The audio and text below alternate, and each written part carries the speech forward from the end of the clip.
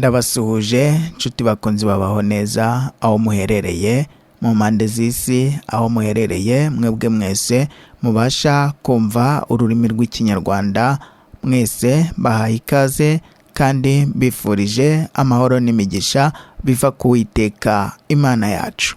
Muri kumwe nanjye mujyanama w'ubuzima uhora mbifuriza kugira ubuzima bwiza. Nyuma y'igihe kirekire nakira ubutumwa bw'abari n'abategarugori bifuza gutera neza, bifuza kugira taye nziza, bifuza kugira amavangingo ahagije, bifuza kugira amazi, bifuza gukundwa n'abagabo, bifuza gushimisha abakunzi babo, bifuza gushimisha abagabo babo. Byatumye nanjye mpaguruka nkora iyo bwabaga kugira ngo mbashakire umuti ushobora kuba igisubizo cy'ibyo bibazo byose abari n'abategarugori baba bibaza. Uyu munsi nkuzaniye igisubizo cy'ibibazo byose wowe mwari n'umutegarugori wibazaga. Nkuzaniye umuti ufite ubushobozi bwo kugushyira kuri taye wifuza, umuti ufite ubushobozi bwo gutuma ugira amaguru meza, ukagira amatako meza ateye amabengeza, ugatera nk'uko ubyifuza. Ariko nk'uko mumaze kubimenyera, mbere y'uko nkubwira umuti ndabanza nkakugira inama ukamenya amakosa ushobora kuba ukora atuma hari ibitagenda neza. Ayo makosa ukayakora utari ubizi. Nkakugira inama ukamenya ibyo ugomba kwitwararika, ukamenya uko ugomba kwitwara kugira ngo ibyo byose ubashe kubigeraho, ugire igisubizo kirambye, ubeho mu buzima wishimiye, ubeho wishimye, uvuga uti nageze ku ntego, ibyo nifuzaga nabigezeho. Igitsina gore cyose giharanira kugira ngo gitere neza. Umukobwa wese kuva mu bwangavu akura aharanira kugira amaguru meza, kugira amatako meza anyerera, kugira ikibuno cyiza. Ibi byose rero usanga yisiga, yinogereza, usanga yireba mu ndorerwamo kenshi. Usanga iyo rero hari umugabo cyangwa umusore umubwiye ko ateye neza, akamubwira ko afite amaguru meza, biramushimisha cyane, akumva ko ari we uriho, akumva ko afite intsinzi, akumva ko ibyo yifuzaga, akumva ko ibyo yaharaniye yabigezeho.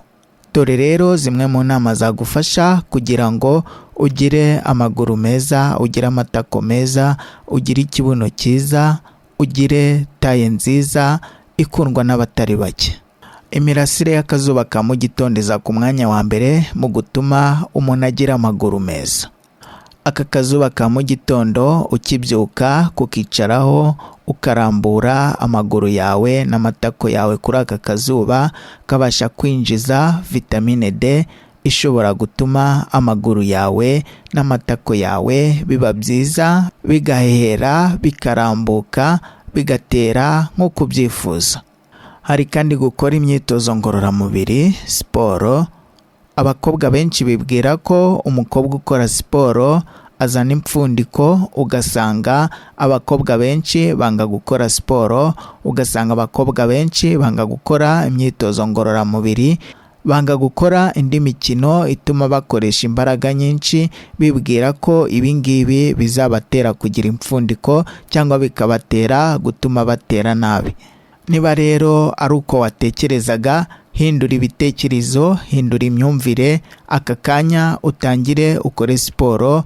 Byibura ujye ufata iminota 40 cyangwa 30 ugenda n'amaguru wihuta. Ntabwo ari ngombwa kwirukanka cyane, ntabwo ari ngombwa umuvuduko ukabije, ariko wihuse ukabasha kubira icyuya, ugatakaza karori. Ibi ngibi rero bizagufasha gutuma umubiri wawe urambuka, utere neza. Ikindi cyagufasha kurambura amaguru yawe ukagira amaguru ateye neza ni ugusimbuka umugozi buri gitondo ubyutse. Ugafata iminota 20 cyangwa 15 ugasimbuka umugozi. Ibi bizagufasha gutera neza, ibi bizagufasha kurambuka, ibi bizagufasha kurambura amaguru, bizagufasha kandi no kugira ikibuno cyiza kimanutse gisa nk'icyenda kujya hasi, kubera ko uko usimbuka umugozi kizakura gisa nk'ikijya hasi ugire ikibuno cyiza. Ikindi cyagufasha ni ukoga mu mazi magari nko muri pisine, mu kiyaga cyangwa n'ahandi ushobora kubona aho wogera mu mazi magari. Koga mu mazi ukagenda ukurura amazi n'amatako, ukubita amazi n'amatako yawe. Ibi nabyo bisa nkaho amazi abagenda ari kukumasa. Iyi massage y'amazi nayo ituma amaguru y'umukobwa ukunda koga atera neza, by'umwihariko iyo abikoze abizi, azi ibyo ari gukora, azi icyo ashaka, agenda akubita amazi ayajyana aho ashaka bitewe n'aho ashaka kugorora, bitewe n'uko ashaka amaguru yamera.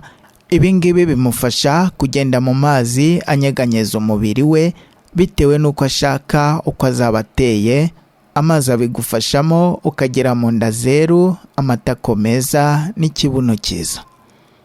Dore rero umuti mwiza uzagufasha gutera neza, uzagufasha kugira amatako meza, uzagufasha kugira ikibuno cyiza, uzagufasha koroha umubiri wawe ukirekura, ukagira amazi cyangwa amavangingo ahagije. Ikimera cyitwa amatako y'abibi ni ikimera cy'inshuti y'abari n'abategarugori, ni ikimera gikemura ibibazo umubiri waba ufite, by'umwihariko ku bagore n'abakobwa. Dore rero uko uzakoresha uyu muti ndetse n'uko wawutegura kugira ngo inzozi zawe zibimamo, by'umwihariko ku bakobwa bifuza kuba ba nyampinga b'u Rwanda, ku bakobwa bifuza kujya muri Miss Rwanda. Uyu ni umuti uzagukoraho rikaka, ukubonye wese akakwishimira. Uragenda ugasoroma amatako y'abibi, ni ukuvuga ngo uragenda ukavuna agati kayo uhereye aho itereye, ni ukuvuga ngo ufata agati kayo gafatanye n'utubabi, hanyuma ukavuna umushandiko uhagije, ukagenda ukawuronga neza mu mazi meza, hanyuma ukawuteka muri litiro y'amazi, ugatogosa bikabira. Byamara kubira ugateruraho, ubundi ukajya unywa ibikombe 4 mu gihe cy'amasaha 24. Kuvuga ngo ugomba kubara amasaha uhereye igihe unywereye igikombe cya mbere. Koresha uyu muti kugeza igihe uzagerera ku ntego zawe. Koresha uyu muti kugeza igihe uzagerera taye wifuza. Murakoze cyane, mwari kumwe nanjye mujyanama w'ubuzima, uhora mbifuriza kugira ubuzima bwiza kandi buzira umuze, uhora mbifuriza kubaho neza, uhora mbifuriza kurama no kuramba, uhora mbifuriza gutera imbere, uhora mbifuriza kunguka ubumenyi, uhora mbifuriza kumenya kubaho mu buzima buzira indwara. Niba iki kimera utakizi ukaba wifuza ko tugukorera umuti, duhamagare kuri 0791 16 93 27. Ushobora no kutwandikira kuri WhatsApp unyuze kuri iyo nimero.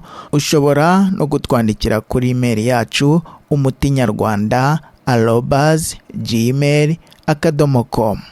Ikindi ndakwibutsa gukanda kuri subscribe cyangwa sabone niba ari ubwa mbere dukurikiranye, niba ari ubwa mbere duteze amatwi, yikandeho ubumwe mu bakunzi bacu, yikandeho ubu wa mbere mu bazajya babona umuti uko bwije n'uko bukeye, kugira ngo ubashe kwivura kandi ubashe no kuvura abawe. Ikindi nakwibutsa nuko iyo wakoze subscribe cyangwa sabone kuri uru rubuga rwacu, iyo uje kwivuza aho dukorera tugusuzumira ubuntu.